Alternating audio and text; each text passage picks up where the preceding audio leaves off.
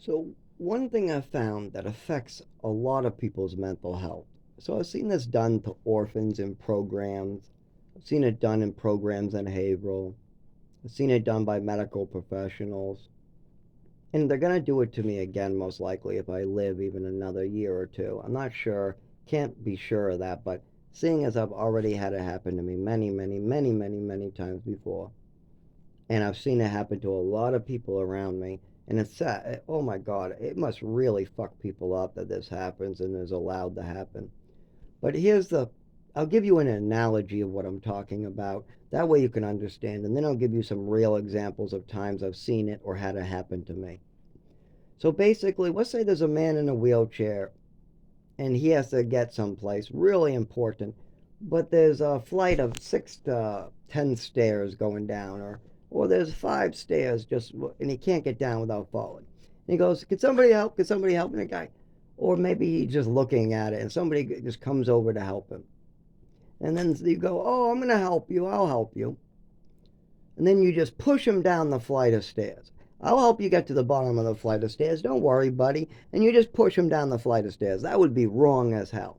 And then the police are called, and then the guy goes, "Oh, he asked for my help. All I did was help him get down the flight of stairs." And then the police officer goes, "Did you ask this gentleman for help?" "Yes, I did, but he pushed me down the stairs." "Well, that's all right. You asked for it." And then the cop leaves. That's the type of situation we have right here. There are people who are disabled asking for help, or people that are hurt asking for help. There are people who really need help, and you get a professional who goes, "Oh, I'll help you all right." Then they put you in a place like a mental hospital. Then they hold you down, double dose you. They restrain you. Or here's another example that was proven in the court system.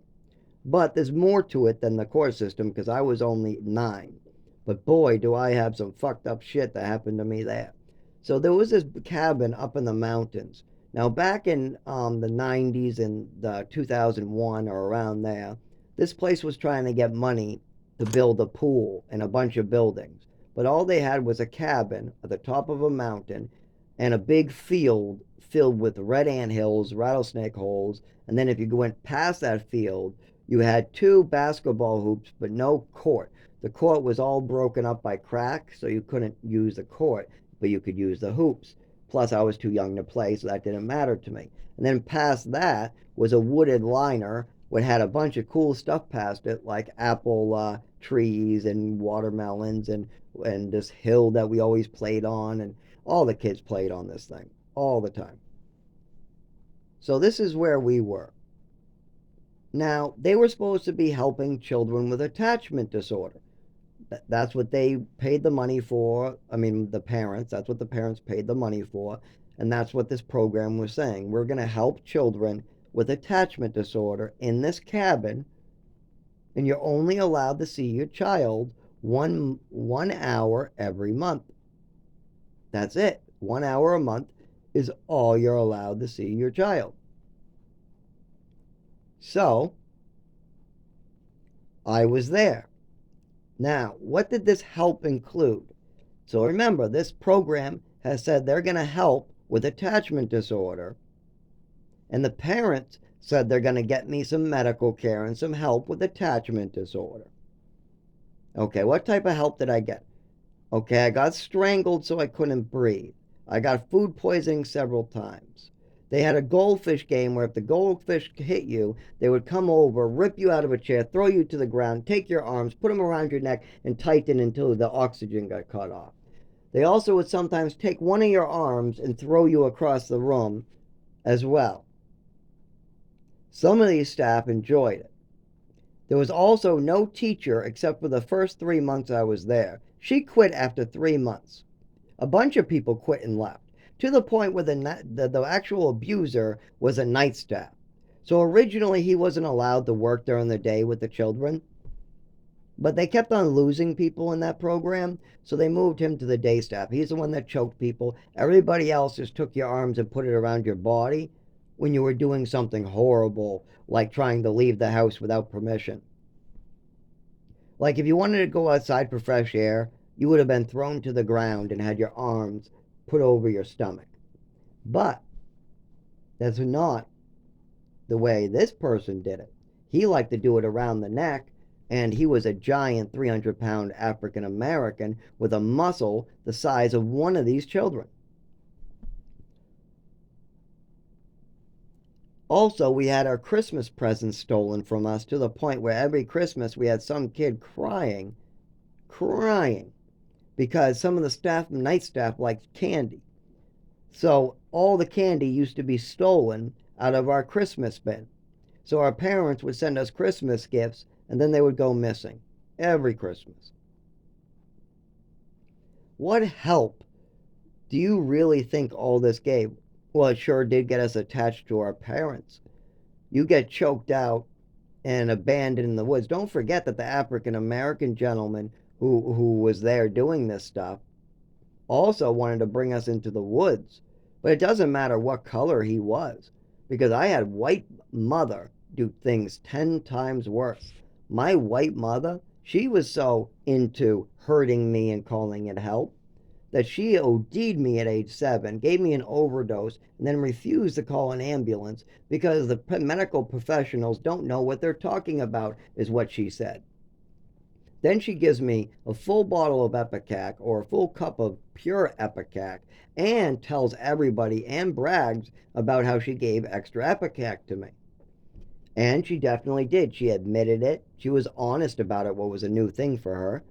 And not only that, I watched her pour the bottle directly out of the bottle into a Dixie cup and fill it up to about a little bit less than the top. So it was an 8-ounce cup, almost to the top, so call it 7 ounces of pure Ipecac. Of course, I couldn't finish it. There's no way. There's no way I could finish that much Ipecac. I was forced to, and then she eventually walked away and kept on checking. But there's no possible way while I was vomiting that severely that I could get anything more down.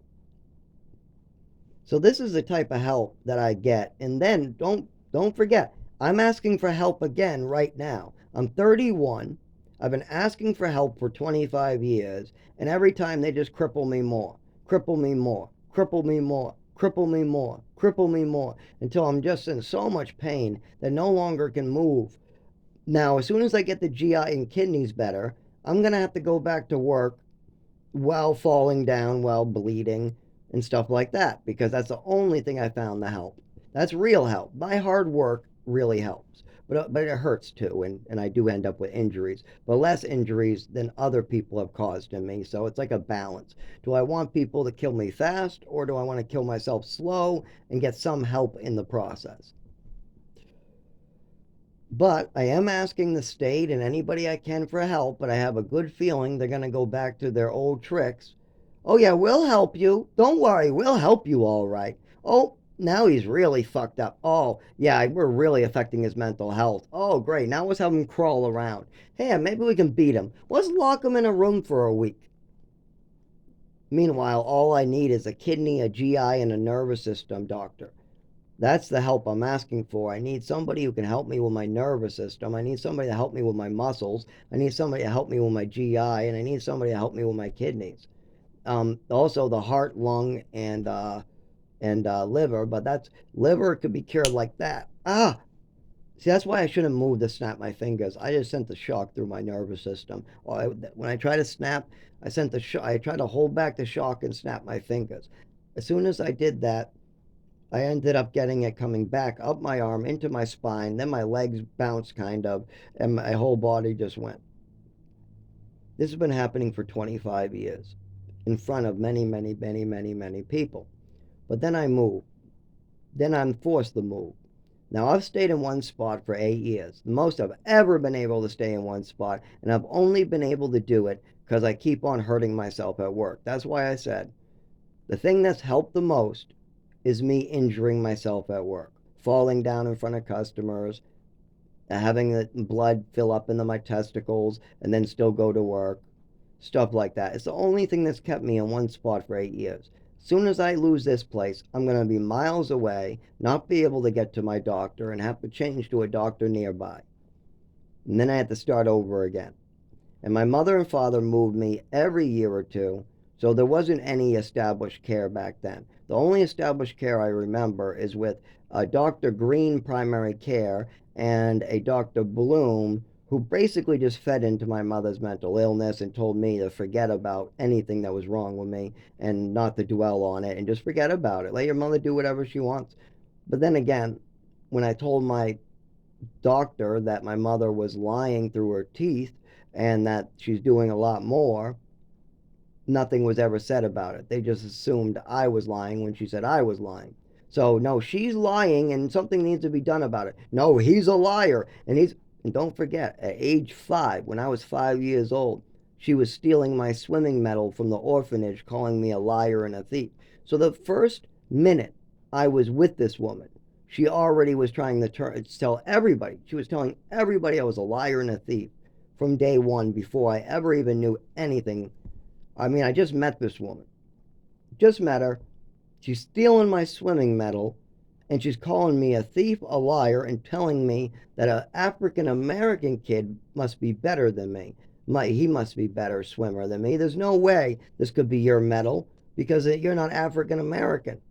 You're not big, strong, and athletic.